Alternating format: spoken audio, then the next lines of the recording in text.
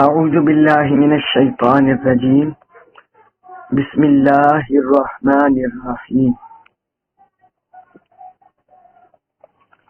قل ان تخفوا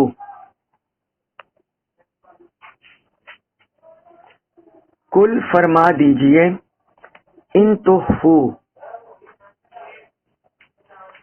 ان اگر تخفوا تم چھپاؤ ما جو کچھ فی صدورکم تمہارے سینوں میں ہے، آپ فرما دیجئے کہ جو کچھ تمہارے سینوں میں ہے خواہ تم چھپاؤ او یا تبدوہ تم ظاہر کرو اسے یا تم اسے ظاہر کرو، یعلمہ یعلم جانتا ہے ہو اسے اللہ اللہ اللہ اسے جانتا ہے۔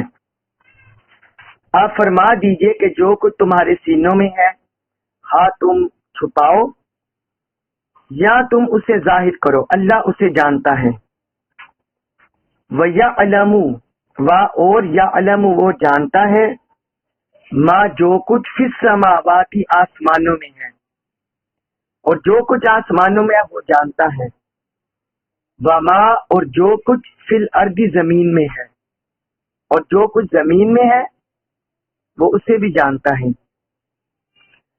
واللہ اور اللہ علی پر کل شیء ہر چیز کے قدیر خوب قدرت رکھنے والا ہے، اور اللہ تعالی ہر چیز پر خوب قدرت رکھنے والا ہے۔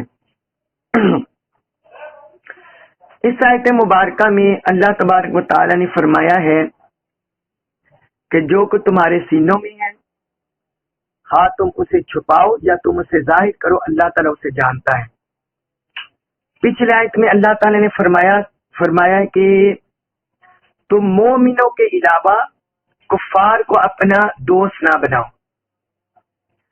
اب اس آیت مبارکہ میں اللہ پاک نے واضح کر دیا ہے کہ ہاں تمہاری دوستی سینوں میں چھپی ہو یا ظاہر ہو، اللہ اسے جانتا ہے۔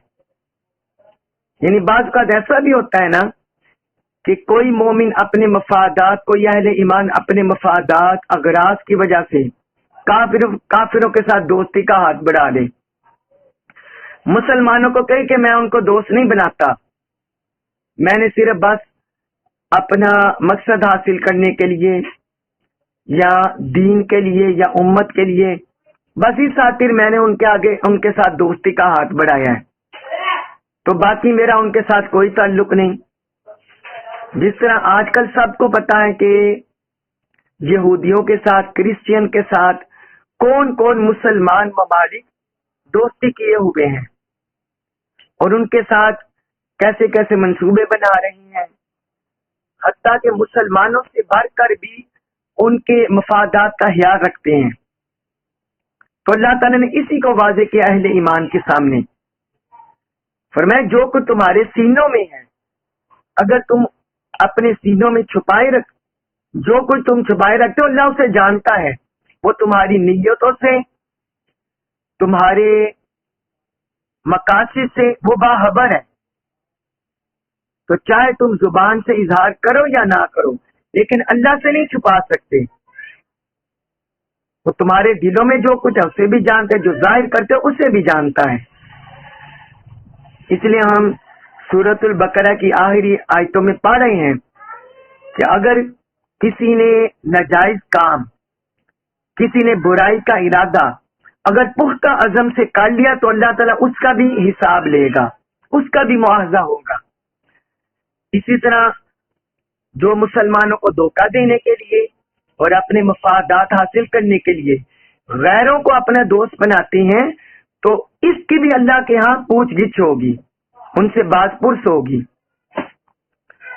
پھر آگے فرمایا یہ تو صرف تمہارے سینوں کی بات ہے اور تمہارے دلوں کی بات ہے، تمہارے دلوں کے بیچ جو زمین و آسمانوں میں جو کچھ چھپا ہوا ہے اللہ اسے بھی جانتا ہے۔ نہ آسمانوں کی وسعتوں میں کوئی چیز اس سے مخفی ہے اور نہ زمین کی گہرائیوں میں کوئی چیز اس سے مخفی ہے، وہ ہر چیز کو جانتا ہے، ہر چیز اس کی نگاہ میں، اس کے علم میں ہے۔ واللہ علی کل شیء قدیر، اللہ ہر چیز پر قادر ہے، وہ ہر چیز پر خوب قدرت رکھنے والا ہے۔ یعنی مطلب یہ ہے کہ زمین آسمانوں کی ہر چیز اس کے تصرف میں ہے، اس کے اختیار میں ہے، اس کی قدرت میں ہے، کوئی چیز بھی اس کے تصرف سے، اس کے قبضے سے باہر نہیں ہے۔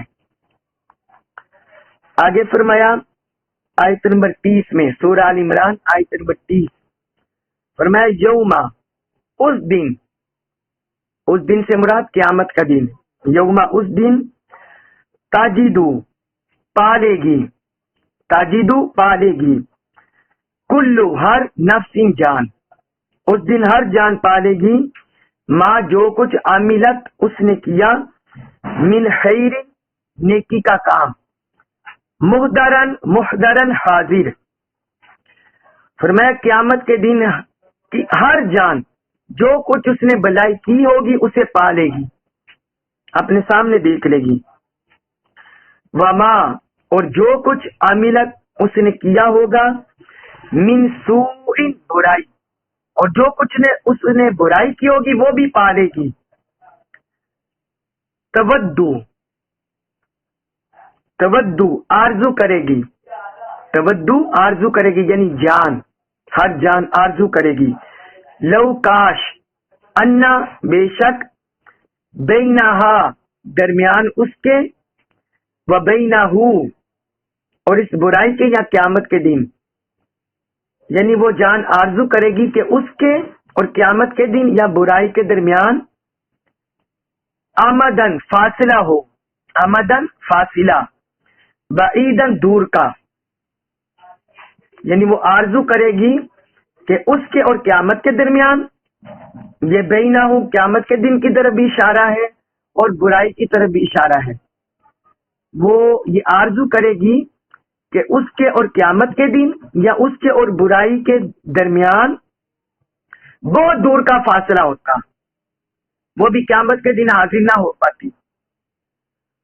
وَيُحَذِّرُكُمُ اللَّهُ وَيُحَذِّرُكُمْ اور وہ ڈراتا ہے تمہیں، اللہ اور اللہ تمہیں ڈراتا ہے، نفسہ اپنی ذات سے، نفسہ ذات ہو اللہ کی طرف اشارہ ہے، اپنی ذات سے یعنی اپنی ذات کے غضب سے، اللہ تمہیں اپنی ذات کے غضب سے ڈراتا ہے، واللہ اور اللہ رؤوف بہت مہربان ہے، بالعباد بندوں پر، اور اللہ بندوں پر بہت مہربان ہے۔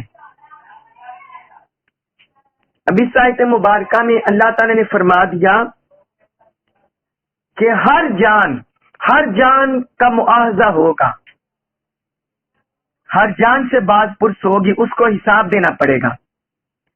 اگر اس نے کوئی نیکی کا کام کیا ہوگا، یہ خیرن تنوین کے ساتھ ہے، تنوین کے ساتھ، دو زیر کے ساتھ، اس کا مطلب ہے کوئی بھی نیکی کا کام، چاہے کوئی چھوٹی سے چھوٹی نیکی کا کام یا بڑی سے بڑی نیکی کا کام، فرمایا جس جان نے کوئی چھوٹی سے چھوٹی ذرہ برابر بھی نیکی کا کام کیا ہوگا وہ اسے اپنے سامنے پالے گی، اور جس نے کوئی برائی کا کام کیا ہوگا وہ بھی چاہے کوئی چھوٹی سے چھوٹی برائی ہو یا بڑی سے بڑی برائی، یا عام برائی ہو، خاص برائی ہو، کیسی بھی برائی ہو، فرمایا جس نے کوئی برائی کا عمل کیا ہوگا وہ بھی اسے پالے گا، وہ بھی اس کا سامنا کر لے گا۔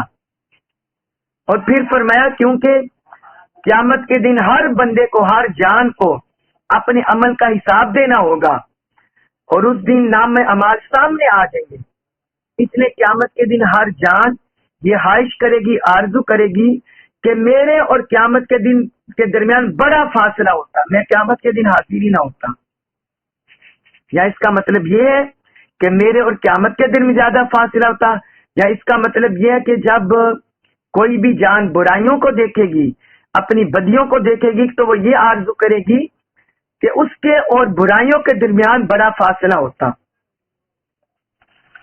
یعنی وہ برائیوں کا جو اسے گناہ ملنا ہے وہ یہ برائیاں دیکھ ہی نہ پاتا، اور کاش اس نے یہ برائیاں کی نہ ہوتی، اس نے ان کو کیا ہی نہ ہوتا، اور قیامت کے دن یہ جان آرزو کرے گی، ہر جان۔ تو اللہ تعالی نے آگے فرمایا لیکن اس وقت ٹائم گزر چکا ہوگا، کیونکہ دنیا میں عمل کرنے کا وقت ہے، اچھائی کرنے کا یا برائی کرنے کا، نیکی کرنے کا یا بدی کرنے کا، خیر کرنے کا یا شر کرنے کا. دنیا میں یہ زمانہ ہے نیکیاں کمانے کا یا برائیاں کمانے کا. جب یہ وقت گزر گیا اور بندہ آخرت کی زندگی میں داخل ہو گیا اور قبر کی زندگی میں داخل ہو گیا، تو پھر اس کا اپنے عمل کا حساب، اپنا عمل کمانا وہ وقت گزر جائے گا.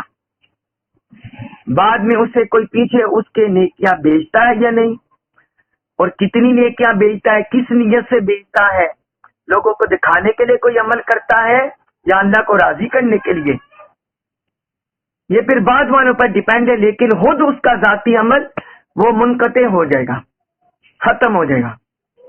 اس لیے آگے اللہ تعالیٰ نے ڈرایا کہ اللہ تعالیٰ تمہیں اپنی ذات سے ڈراتا ہے، اپنی ذات کے غضب سے، پکڑ سے اللہ تعالیٰ تمہیں ڈراتا ہے کہ تم وہ وقت آنے سے پہلے اللہ سے ڈر جاؤ. جو بھی برائیاں کر رہا ہے، بدیاں کر رہا ہے، لوگوں کو دھوکہ دے رہا ہے، اللہ کے احکام سے باغی ہو رہا ہے، اس کی ذات کو جھٹلا رہا ہے، تو اللہ پاک نے فرمایا کہ اللہ کے غضب سے ڈر جاؤ. کیونکہ اللہ تعالیٰ اگر کسی نے حد سے زیادہ برائیاں کر لی، یہ اللہ کے اختیار میں ہے. کسی کے ساتھ عدل کا معاملہ کرے، فضل کا معاملہ کرے، یہ اللہ کے اختیار میں ہے. لہذا فرمایا کہ اللہ کی ذات سے ڈر جاؤ، اس کے غضب سے ڈر جاؤ. واللہ رؤوف بالعباد، اللہ بندوں پر بہت مہربان ہے. سبحان اللہ. پیچھے فرمایا اس کی ذات سے ڈر جاؤ، اور آگے فرمایا کہ اللہ بندوں پر بہت مہربان ہے. مطلب یہ ہے کہ یہ مت سمجھنا کہ ہمارے گناہ معاف ہی نہیں ہوں گے، نہیں. فرمایا اگر تم توبہ طائب کر کر پکے دل سے اس کی بارگاہ میں حاضر ہو جاؤ، تو چاہے تمہارے گناہ کتنے ہی زیادہ کیوں نہ ہو، آسمانوں کے کیوں نہ چھو رہے ہوں، لیکن اللہ تعالیٰ پھر بھی بندوں پر رحم فرماتا ہے. اس کی رحمت اس کے غضب پر حاوی ہے. حضور علیہ الصلوۃ والسلام کا فرمان ہے کہ اللہ تعالیٰ کی رحمت اس کے غضب پر حاوی ہے. اللہ کی رحمت اس کے غضب پر حاوی ہے. تو اللہ تعالیٰ نے فرمایا اللہ تعالیٰ بندوں پر بہت مہربان ہے. جب بھی بندے صدق نیت سے، اخلاص سے اللہ کی طرف رجوع کرتے ہیں تو اللہ تعالیٰ بندوں پر مہربانی رحمت فرماتا ہے. تو اب یہ بندوں کا کام ہے کہ اللہ کی رحمت حاصل کرے. آگے آیت نمبر 31 اس میں فرمایا کل اے حبیب فرما دے، ان اگر کن تم ہو، اے حبیب آپ فرما دے اگر تم ہو تو حبونا، تم محبت کرتے اللہ سے. اے حبیب فرما دے اگر تم اللہ سے محبت کرتے ہو، فتبعون تو تم پیروی کرو، میری تو تم میری پیروی کرو. یحببکم اللہ، یحببکم، یحبب وہ محبت کرے گا، تم سے، اللہ واللہ تم سے محبت کرے گا. وَيَغْفِرْ لَكُمْ، وَيَغْفِرْ اور وہ بخش دے گا، لَكُمْ تمہارے لیے، ذُنُوبَكُمْ گناہ تمہارے، ذنب کی جمع ذنوب گناہ، اور وہ تمہارے لیے تمہارے گناہ بخش دے گا. واللہ اور اللہ غفور بہت بخشنے والا، رحیم بہت رحم فرمانے والا ہے. اور اللہ بہت بخشنے والا، بہت رحم فرمانے والا ہے. اس آیت مبارکہ میں اللہ تعالی نے اپنے حبیب صلی اللہ علیہ وسلم کی اتباع پیروی اور اپنی محبت کو پانے کا ایک عمل بتایا ہے.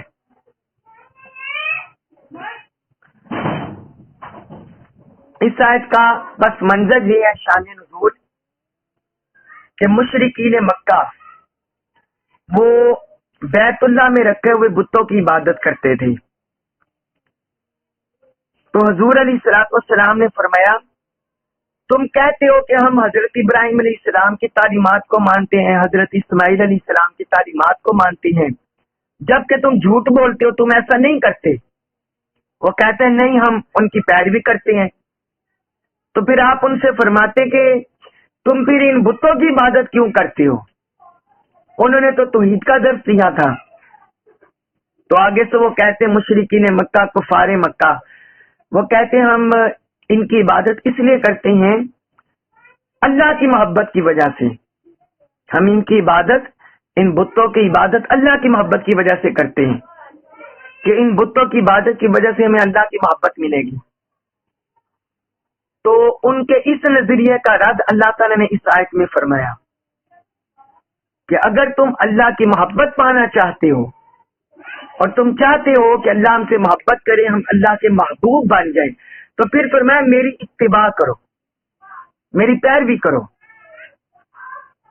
تو میری جب اتباع کرو گے, پیروی کرو گے, تمہیں دو طرح کے انعام ملیں گے. پہلا انعام یہ ملے گا کہ اللہ تم سے محبت کرنے لگے گا, یعنی تم اللہ کے محبوب بن جاؤ گے. اور دوسرا فرمایا دوسرا انعام تمہیں یہ ملے گا کہ اللہ تمہارے لیے تمہارے سارے گناہ بخش دے گا. وہ تمہارے گناہ کی بھی بخشی فرما دے گا اور تم سے محبت بھی کرے گا. اور پھر فرمایا کہ اللہ بڑا بخشنے والا بہت مہربان ہے کہ تمہارا یہی عمل تمہارے گناہوں کی جتنے بھی پیچھے عمل کیے ہوں گے تمہاری بخشش کا باعث بن جائے گا اور اللہ کی رحمت کا باعث بن جائے گا. تو اللہ کی محبت کو حضور اللہ تعالیٰ نے کیوں فرمایا, حضور کی اتباع کو اللہ تعالیٰ نے کیوں بیان کیا؟ کیونکہ جو بندہ حضور کی اتباع کرتا ہے تو اس کا مطلب ہے وہ کفر کو چھوڑ دے گا, شرک کو چھوڑ دے گا, ضلالت و گمراہی کو چھوڑ دے گا. کیونکہ حضور کی اتباع کا معنی یہی ہے کہ وہ بندہ خالصتاً اللہ کی عبادت کرے گا, وہ اللہ کے علاوہ کسی اور کی عبادت نہیں کرے گا اور آقا علیہ الصلوۃ والسلام کی اطاعت اتباع کرے گا. یہاں میں آپ کو اتباع کے بارے میں بتانا چاہتا ہوں. اگلی آیت کا بھی کاٹ لیں, پھر میں آپ کو اتباع اور اطاعت میں فرق بتاتا ہوں. آیت نمبر 32 میں فرمایا, آیت نمبر 32 میں سورہ آل عمران, قل آپ فرما دیں اطیعوا تم اطاعت کرو, تم اطاعت کرو, تم پیروی کرو اللہ کی, تم اللہ کی اطاعت کرو, والرسول اور رسول صلی اللہ علیہ وسلم کی. تم اللہ اور رسول صلی اللہ علیہ وسلم کی اطاعت کرو. فَإِن پھر اگر پس اگر تولو وہ روح گردانی کریں, وہ پھر جائیں, وہ روح گردانی کریں پھر جائیں. فَإِنَّ اللَّهَ فَإِنَّا تو بے شک اللہ فَإِنَّ اللَّهَ تو بے شک اللہ لا يحب لا نہیں يحب پسند کرتا الکافرین کافروں کو, تو بے شک اللہ کافروں کو پسند نہیں کرتا. آیت نمبر 32 میں فرمایا اے حبیب آپ فرما دے کہ تم اللہ اور رسول صلی اللہ علیہ وسلم کی اطاعت کرو, اور اگر وہ پھر جائیں تو اللہ کافروں کو پسند نہیں کرتا. پچھلی آیت میں آیت نمبر 31 میں اللہ تعالیٰ نے فرمایا کہ میرے حبیب کی اے حبیب آپ فرما دے میری اتباع کرو, اور اس آیت میں فرمایا تم اللہ اور رسول کی اطاعت کرو. پچھلی آیت میں اتباع کا حکم ہے, حضور کی اتباع کا, اور آیت نمبر 32 میں اطاعت کا حکم ہے. ان دونوں میں کیا فرق ہے یہ بات یاد رکھیں. اردو زبان میں اطاعت اور اتباع کا مطلب ہے پیروی کرنا. اردو زبان میں اطاعت اور اتباع کا کیا مطلب ہے؟ پیروی کرنا. لیکن عربی زبان بہت وسیع ہے, عربی زبان بہت وسیع ہے, یہ ہماری زبان عربی زبان کا احاطہ نہیں کر سکتی. عربی زبان کے بہت ایک ایک لفظ کے بہت معانی, کثیر معانی ہوتی ہے اور ان کی بڑی گہرائی ہوتی ہے, بہت ڈیپتھ ہوتی ہے. اطاعت کہتے ہیں کسی کا حکم ماننا, قولی حکم ماننا. کسی نے ارشاد فرما دیا اس کا حکم ماننا, قولی طور پر بھی اور عملی طور پر بھی. اطاعت کا کیا مطلب ہے؟ کلی طور پر اور عملی طور پر کسی کا حکم ماننا، کسی کے پیچھے چلنا، پیروی کرنا، یہ اطاعت کا معنی ہے. چاہے کسی نے کوئی کلمہ بول دیا، زبان سے بول دیا یا عمل کر کے دکھا دیا، تو دونوں صورتوں میں اطاعت آتی ہے. اور اتباع کا مطلب ہے عملی طور پر کسی کے پیچھے چلنا. عملی طور پر یعنی جیسا کوئی کر کے دکھائے ویسے اس کو فالو کرنا، ویسے اس کے پیچھے پیچھے چلنا عملی طور پر. اتباع میں عملی معنی غالب ہوتا ہے، عملی طور پر پیروی کرنا یہ غالب ہوتا ہے، جبکہ اطاعت میں وہ قولی اور عملی دونوں مفہوم پائے جاتے ہیں. اللہ تبارک و تعالی نے قرآن میں اپنی اتباع کا حکم نہیں دیا، بلکہ اپنے حبیب کی اتباع کا حکم دیا ہے، اپنے حبیب کی اتباع کا. جبکہ اپنے لیے اللہ تعالیٰ نے قرآن میں اطاعت کا لفظ بولا ہے اور اس میں اپنے رسول کو بھی شامل کیا ہے. اطاعت میں اطاعت کا حکم اللہ تعالیٰ نے اپنے دیا ہے، اور کثیر آیات میں اللہ تعالیٰ نے اطاعت میں اپنے رسول کو بھی شامل کیا ہے. لیکن جب اتباع کا حکم دیا ہے اس میں صرف حضور کا ذکر کیا ہے یا ہدایت کا ذکر کیا ہے. تو اس کا مطلب یہ ہوا، اس وجہ سے ایسا کیوں ہے؟ اس لیے کہ عملی شکل پیروی کی وہ ہمارے سامنے اللہ کی ذات نہیں ہے بلکہ حضور کی ذات ہے. اتباع کی عملی شکل ہمارے سامنے اللہ کی ذات نہیں ہے بلکہ حضور کی ذات ہے. اس لیے اللہ تبارک و تعالی نے قرآن میں اتباع مصطفیٰ کا حکم دیا ہے، اتباع خدا کا حکم نہیں دیا. چند مثالیں میں آپ کے سامنے رکھتا ہوں. قرآن میں دیکھیے، ہم سورۃ البقرہ میں بھی پڑھ رہے ہیں کہ اللہ پاک نے حکم دیا نماز قائم کرو. اللہ پاک نے حکم دیا نماز قائم کرو. ہم پیچھے سورۃ البقرہ میں بھی آیت پڑھ رہے ہیں. لیکن کسی جگہ بھی اللہ تبارک و تعالیٰ نے یہ نہیں فرمایا کہ جیسے میں نماز پڑھتا ہوں ویسے پڑھو. کیوں؟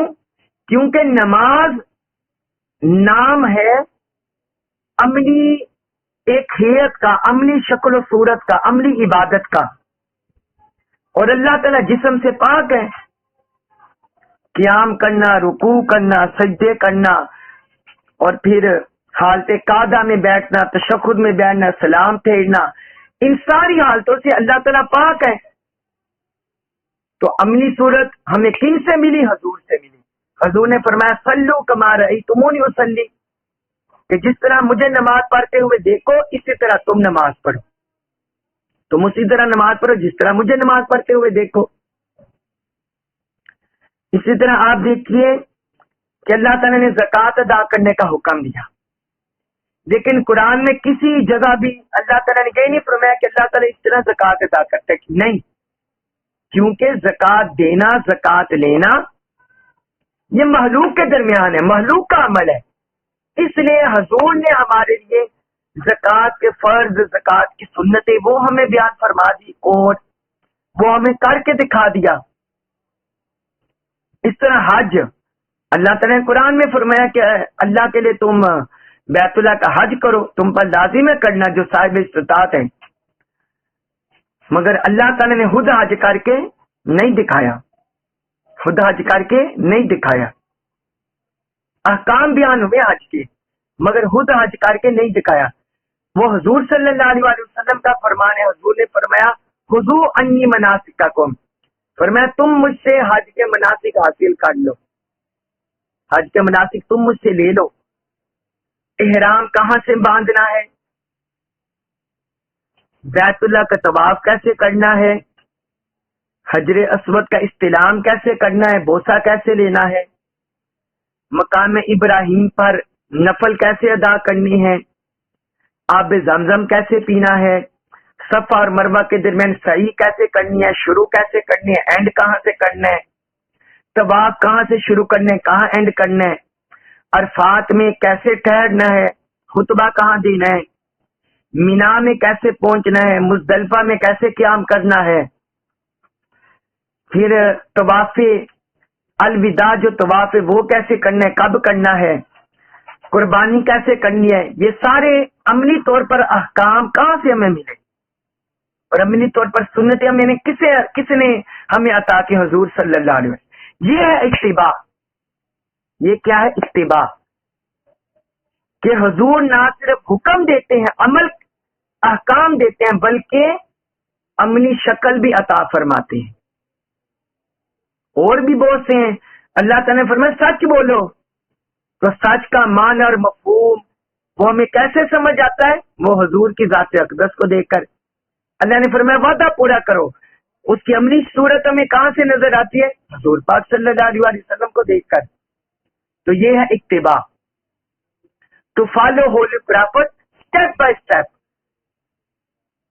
And step on the step, کہ جیسے حضور نے کیا ویسے ہی اسٹیپ بائی اسٹیپ کرنا، آقا کو فالو کرنا، منو ان فالو کرنا، یہ ہے اتباع۔ حضور کے نقوش پاک پر چلنا، آقا کے نقوش قدم پر چلنا، اور جیسے حضور نے زندگی بسر کی اس پر چلنا، عبادت میں، اطاعت میں، تقوی میں، طہارت میں، نماز میں، روزہ میں، حج زکات میں، زندگی بسر کرنے میں، ایک دوسرے کے حقوق ادا کرنے میں، اخلاقیات میں، معاملات میں، سارے اعمال کو فالو کرنا، یہ اتباع ہے۔ تو اللہ پاک نے فرمایا جو میرے مصطفیٰ کا اتباع کرتا ہے، پیروی کرتا ہے، اسے اللہ کی محبت بھی نصیب ہوگی اور اس کے سارے گناہ بھی بخش دیے جائیں گے، اس کے سارے گناہ بھی بخش دیے جائیں گے۔ سمجھ آگے سب کو اتباع کا معنی؟ یہ ہے اتباع۔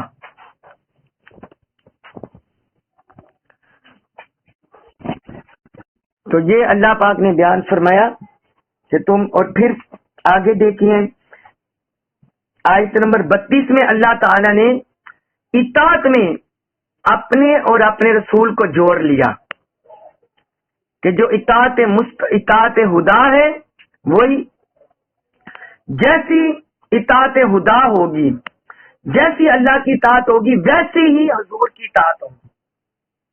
بعض لوگ سمجھتے ہیں ہمارے دور میں فتنے پیدا ہو گئے، ایسے فتنے، بعض فتنے ایسے پیدا ہوئے جو پہلے دور میں نہیں تھے، پہلے کوئی ایسے فتنے نہیں نکلے۔ قرآن کی ناسمجھی کی وجہ سے ہمارے اندر بعض ایسے فتنے، بعض فرقے پیدا ہو گئے ہیں جو اللہ کی اطاعت کو اور رسول کی اطاعت کو جدا جدا کرتے ہیں۔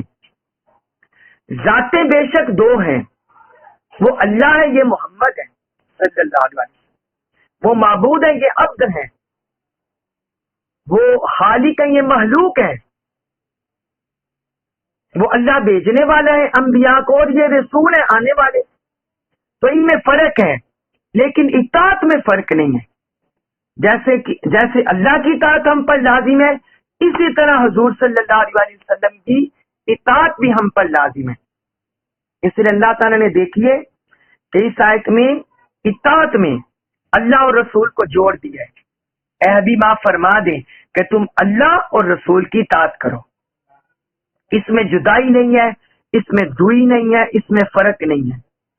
اللہ اور اللہ کے رسول کی اطاعت یکساں ہے، ایک ہے، ایک ہے۔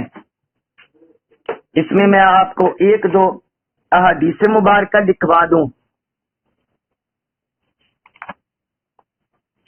حضرت ابو ہریرہ رضی اللہ عنہ سے مروی حدیث ہے، رسول اللہ صلی اللہ علیہ وسلم نے فرمایا من اطاعنی فقد اطاع اللہ، فرمایا جس نے میری اطاعت کی تو اس نے اللہ تعالیٰ کی اطاعت کی، جس نے میری اطاعت کی اس نے اللہ تعالیٰ کی اطاعت کی۔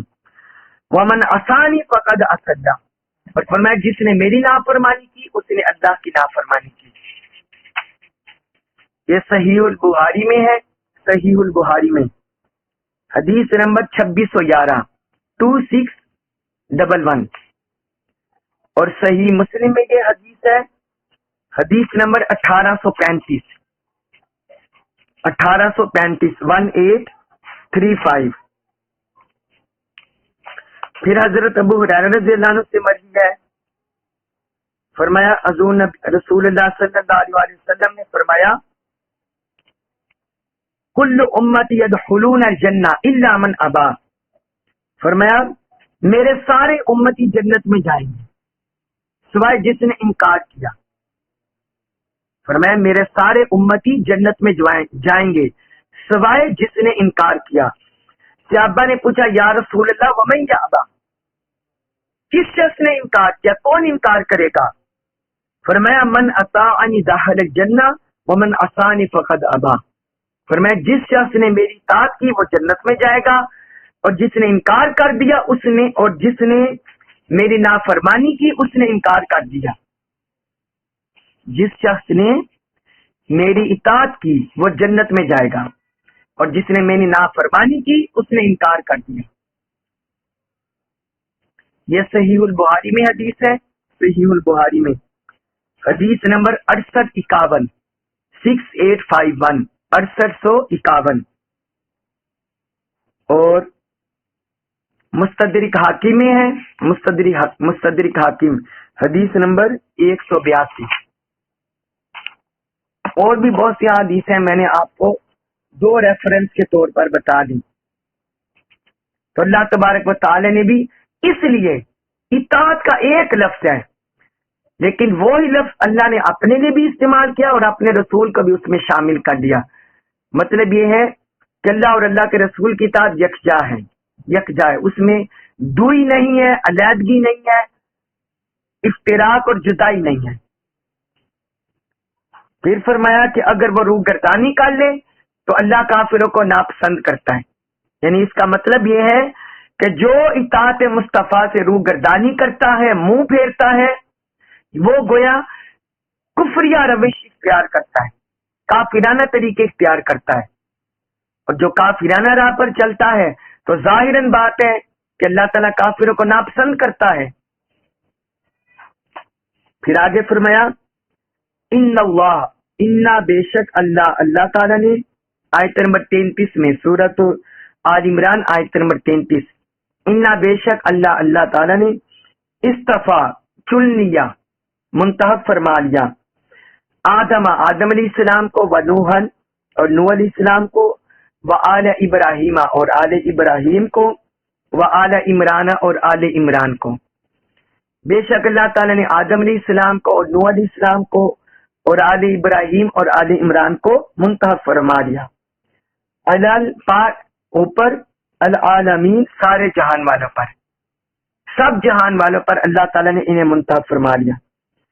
ذریتم نسل ہے، ایک نسل ہے، بعدھا ان میں سے بعض، من بعد بعض سے، ان میں سے بعض کی ایک نسل ہے، یعنی ایک اولاد ہے، ایک نسل ہے. واللہ اور اللہ سمیع خوب سننے والا، علیم خوب جاننے والا ہے، اور اللہ خوب سننے والا، خوب جاننے والا ہے.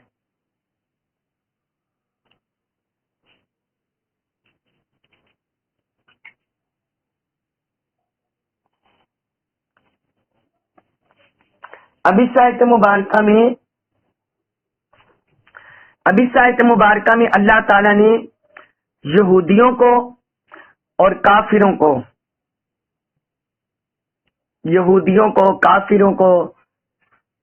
کفار مکہ کو ایک اور طریق سے جواب دیے. کفار مکہ کہتے تھے ہم ملت ابراہیم پر ہیں. وہ کیا کہتے تھے؟ ہم ملت ابراہیم پر ہیں. اسی طرح یہودی کہتے تھے کہ ہم حضرت ابراہیم علیہ السلام کے دین پر ہیں، حضرت اسماعیل، حضرت اسحاق، یعقوب ان کے دین پر ہیں. اسی طرح جو عیسائی آئے وہ بھی یہی کہتے تھے کہ ہم ملت ابراہیم پر ہیں، حضرت عیسیٰ بھی ان سے ہیں، اور یہ سارے ان سے، ہم ان سے ہیں. تو اللہ تعالی نے یہاں ان کا اس بات کا بھی جواب دیا ہے. فرمایا اللہ تعالی نے تو آدم علیہ السلام کو بھی چنا، نوح علیہ السلام کو بھی چنا، اور پھر آل ابراہیم جو آئی اس کو بھی منتخب کیا اپنے زمانے پر، آل عمران کو بھی چنا. فرمایا اگر تم یہ دعویٰ کرتے ہو، کفار مکہ سے کہا کہ اگر تم یہ دعویٰ کرتے ہو کہ ہم ملت ابراہیم پر ہیں، تو پھر یہ جو میرے آئے ہوئے رسول ہیں یہ تو اسی ملت ابراہیم پر آئے ہیں. اور یہودیوں سے کہا کہ اگر تم یہ دعویٰ کرتے ہو ہم ملت ابراہیم سے ہیں تو یہ میرے آخری رسول انہی کی ملت سے آئے ہیں. عیسائیوں سے بھی یہی کہا کہ اگر تم آل عمران آل ابراہیم پر ہونے کے دعویٰ کرتے ہو تو یہ میرے آخری رسول انہی کی ملت انہی کے دین پر آئے ہیں.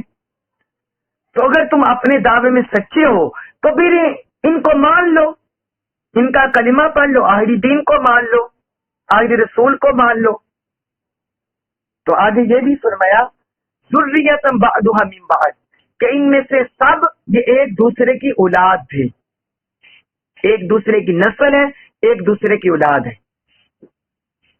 یعنی حضرت آدم علیہ السلام وہ تو سارے بنی نوع انسان کے جد ہو گئے، اور ان کے بعد حضرت نوح علیہ السلام وہ بھی پیغمبر رسول ہے اونچے درجے کے. پھر ان کے بعد ہے حضرت ابراہیم علیہ السلام آ کر 1000 1500 2000 سال بعد ان کے بعد آئے. اور حضرت ابراہیم علیہ السلام کے بعد پھر حضرت اسماعیل، اور پھر ان کے بعد نسل چلتی رہی، حضور صلی اللہ علیہ وسلم تشریف لائے. اور انہی کے دوسرے بیٹے تھے جو حضرت اسحاق، وہاں سے حضرت یعقوب علیہ السلام، پھر انہی کی نسلوں سے آگے حضرت موسیٰ، حضرت عیسیٰ تک باقی انبیاء تشریف لائے، حضرت زکریا، یحییٰ علیہ السلام، حضرت عیسیٰ علیہ السلام تشریف لائے. تو فرمایا یہ ایک دوسرے کی آل اولاد ہے اور ایک دوسرے کی نسل ہے. اگر تم واقعی کہتے ہو کہ ہم ملت ابراہیم پر ہیں، آل عمران میں سے ہیں، آل ابراہیم میں سے ہیں، تو تمہارا دعویٰ اس وقت سچا ہوگا جب تم آخری رسول کو مان لو، کیونکہ یہ بھی انہی کی آل اولاد میں سے ہیں، یہ بھی انہی کے تسلسل سے ہیں. تو تم نہیں مان لے انہیں تو اس کا مطلب ہے تم جھوٹے ہو، تمہارا دعویٰ جھوٹا ہے، تم اپنے دعوے میں جھوٹے ہو. تو اللہ تعالیٰ نے فرمایا ان آل اولاد کو، ان انبیاء کو ہم نے ان کے زمانوں والوں پر فوقیت دی تھی، انہیں ان کے زمانوں والوں پر فضیلت دی تھی. پھر آگے فرمایا اللہ خوب سننے والا ہے، خوب جاننے والا ہے. یعنی جو کچھ تم آپس میں چیم گویاں کرتے ہو، آپس میں فتنہ و فساد پھیلاتے ہو، پراپوگنڈا کرتے ہو، اللہ تعالیٰ اسے سنتا ہے، جانتا ہے، اللہ کے علم میں ہے سب کچھ. پھر آگے فرمایا آیت نمبر 35، آیت نمبر 35 میں فرمایا از جب آپ سب جلدی آ جا کریں، تاکہ اب جب آپ کو پتہ ہے 8:45 بجے کلاس ٹائم شروع ہو جاتا ہے، آپ سب 8:45 بجے پہنچ جایا کریں تاکہ سب سے پہلے جو ہم لیسن سنتے ہیں وہ سن کر تو 9:15 تک ہم اگلا لیسن شروع کر دیا کریں. ٹھیک ہے، سارے ٹائم سے پہنچ جایا کریں. جب آپ تحید سے پہنچتے ہیں، تحید سے لیسن سنتے ہیں، پھر آگے لیسن دیر سے شروع ہوتا ہے، اس لیے آپ کو ٹائم بھی زیادہ ہو جاتا ہے. تو آگے فرمایا از جب قالت عرض کیا امرأتو بیوی نے عمران کی. فرمایا جب عمران کی بیوی نے کہا، قالت کہا، عمران امراتو بیوی، امراتو کہتے ہیں بیوی کو، عورت کو، عمران کی، یعنی حضرت عمران کی بیوی نے کہا، عرض کیا ربی اے میرے رب، انی بے شک میں نے نظر مانی ہے، نظر مانی ہے، لکا تیرے لیے، بے شک میں نے خالصتاً تیرے لیے نظر مانی ہے، ماں جو کچھ فی بطنی میرے پیٹ میں ہے، جو کچھ میرے پیٹ میں ہے وہ میں نے تیرے لیے نظر مانی ہے، محررن خالصتاً آزاد کر کے، محررن آزاد، یعنی تیرے لیے خالصتاً میں آزاد کر کے اس کی نظر مانتی ہوں. فتقبل سو تو قبول فرما لے، منی میری طرف سے، سو تو میری طرف سے قبول فرما لے، انا کا بے شک تو، انتا تو ہی، السمیع خوب سننے والا، العلیم خوب جاننے والا ہے. انا کا بے شک تو، انتا تو ہی، السمیع خوب سننے والا، العلیم خوب جاننے والا ہے، بے شک تو خوب سننے والا، خوب جاننے والا ہے.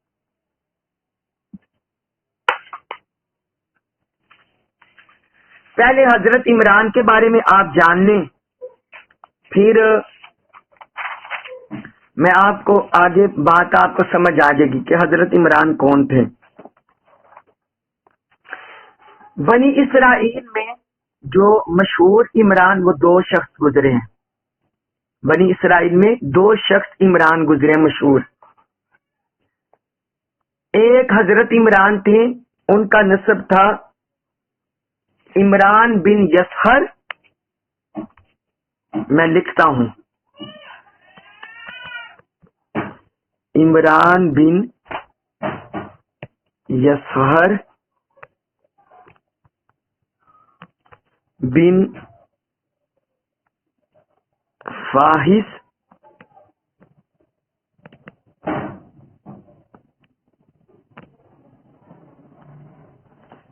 بن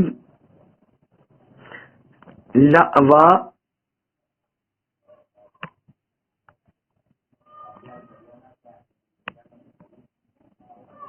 بن یعقوب۔ یہ ایک عمران گزرے، عمران بن یسخر بن فاحش بن لعوا بن یعقوب۔ یہ حضرت موسیٰ اور حضرت ہارون علیہ السلام کے والد تھے، حضرت موسیٰ اور حضرت ہارون علیہ السلام کے والد تھے، عمران بن یسخر۔ دوسرے عمران گزرے ہیں عمران بن معصان۔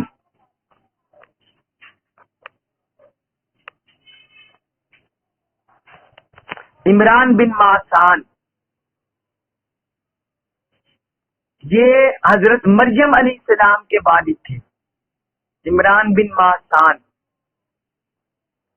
ان دونوں عمرانوں کے درمیان تقریباً 1800 سال کا فرق تھا، 1800 سال کا فرق ہے ان دونوں عمرانوں کے درمیان۔ اور یہ یہاں جو مراد ہے آل عمران اور امرات عمران یعنی عمران علیہ السلام کی بیوی، جو امرات عمران کہا گیا، یا دوسرے عمران مراد ہے، دوسرے عمران۔ ان کی بیوی کا نام تھا حنا، حنا بنت فقوزہ۔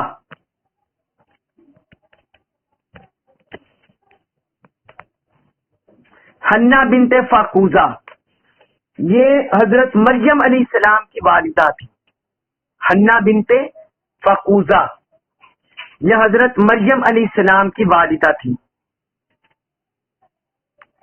فقوزہ کی دو بیٹیاں تھیں، یہ جو میں نے لکھا حنا بنت فقوزہ، ان کی دو بیٹیاں تھیں، ایک حنا تھی اور دوسری ان کی بیٹی کا نام تھا عیشا۔ عیشا، عیشا نہیں عیشا، عین کے ساتھ۔ تو حضرت عمران کی بیوی حنا تھی، حضرت عمران کی بیوی حنا تھی، اور حضرت زکریا علیہ السلام کی بیوی عیشا تھی، یعنی حضرت عمران اور حضرت زکریا علیہ السلام یہ دونوں آپس میں ہم زلف تھے، کہ دونوں کی بیویاں آپس میں بہنیں تھیں۔ عیشا یہ حضرت زکریا علیہ السلام کی زوجہ تھی عیشا، اور حنا یہ حضرت عمران علیہ السلام کی بیوی تھی، اور ان کی بیٹی تھی حضرت حنا، حضرت عمران ان دونوں کی بیٹی تھی حضرت مریم علیہ السلام، یعنی حضرت عیسیٰ علیہ السلام کی والدہ۔ ان کے ہاں اولاد نہیں تھی، حضرت حنا اور حضرت عمران کے ہاں اولاد کی خواہش ظاہر بات ہے، چاہے انسان بوڑھا ہی کیوں نہ ہو جائے، اولاد کی خواہش میاں بیوی کو رہتی ہے، چاہے کتنا عرصہ کیوں نہ گزر جائے۔ حضرت حنا ایک دن باغ میں بیٹھی ہوئی تھی، وہاں انہوں نے ایک چڑیا کو اپنے بچے کے ساتھ لاڈ پیار کرتے ہوئے دیکھا، اسے کھلاتے پلاتے اور اس کے ساتھ محبت کرتے ہوئے دیکھا، تو ان کے دل میں پھر اولاد کی خواہش ابھری۔ اب خواہش کیا ابھری، انہوں نے ساتھ ایک نظر بھی مان لی، انہوں نے اللہ پاک کے یہاں نظر مان لی، یا اللہ اگر تو مجھے اولاد دے گا، جو بھی ہو، اگر تو مجھے اولاد دے گا تو میں اس کو تیری عبادت کے لیے وقف کر دوں گی، تیرے گھر کے لیے، بیت المقدس کے لیے، اور تیری عبادت کے لیے وقف کر دوں گی۔ ادھر بیٹھو بیٹا، ناز تیری عبادت کے لیے، بیت المقدس کے لیے وقف کر دوں گی۔ انہوں نے یہ نظر مان لی۔ اب وہ ادھر آئی اپنے ہاون کے پاس، حضرت عمران کے پاس، تو انہوں نے کہا ہنا یہ تم کیا کر رہی؟ اگر ہمارے یہاں بیٹے کے بجائے بیٹی ہوگی تو پھر کیا ہوگا، پھر ہم کیا کریں گے؟ تو انہوں نے فرمایا میں نے تو نظر مان لیا۔ تو انہوں نے کہا چلے ٹھیک ہے، پھر یہ پریگننٹ ہوگی اللہ کے حکم سے۔ تو بعض روایات میں آتا ہے کہ جب یہ پریگننٹ تھی اس وقت انہوں نے یہ نظر مان لی، اور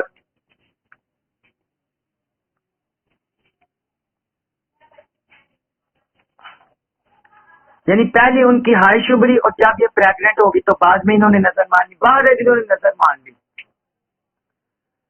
تو ان کے حامل نے جب یہ کہا، انہوں نے کہا میں نے تو نظر مان لیا ہے۔ تو حضرت مریم علیہ السلام کے پیدا ہونے سے پہلے ان کے والد حضرت عمران علیہ السلام کی وفات ہو گئی، اور جب حضرت مریم علیہ السلام ہوئی، جب ان کے والد فوت ہو چکے تھے، تو پھر حضرت مریم علیہ السلام ہوئی۔ تو ان کے اسی نظر کا تذکرہ اللہ تعالی نے قرآن مجید میں کیا ہے، ان کے اسی نظر کا تذکرہ اس قرآن میں اللہ تعالی نے کیا ہے۔ انہوں نے کہا باری تعالیٰ جو کچھ میرے پیٹ میں ہے وہ بس میں خالصتاً تیرے لیے نظر مانتی ہوں۔ میں نے پچھلے بعض دروس میں نظر کا معنی آپ کو کلیئر کر دیا تھا کہ اللہ تعالیٰ کے لیے کسی چیز کو وقف کر دینا، خاص کر دینا، منت مان لینا، اور نظر بھی خاص اللہ کا حق ہے، یہ کسی کے لیے اور کے لیے نظر نہیں مانی جائے گی۔ اب یہ دیکھیں قرآن میں بھی یہی ہے، اور یہ یعنی اس سے پتہ چلتا ہے کہ گزشتہ قوموں میں بھی جو مسلم قوم میں انبیاء کرام احکام لائے، ان میں بھی نظر خالصتاً اللہ کے لیے حکم یہی تھا۔ تو انہوں نے نظر مان لی، تو انہوں نے کہا باری تعالیٰ تیرے لیے ہاتھ وقف کرتی ہوں، تو اسے میری طرف سے قبول کر لینا، بے شک تو خوب سننے والا ہے، خوب جاننے والا ہے۔ آگے کیا ہوا، ان کے ہاں کون پیدا ہوا، وہ ہم انشاءاللہ تعالیٰ کل بیان کریں گے۔ اللہ تبارک و تعالی ہمیں قرآن مجید کا کما کو فہم نصیب فرمائے، اور ہمیں اس پر عمل پیرا ہونے کی توفیق عطا فرمائے۔ وما علیہ الا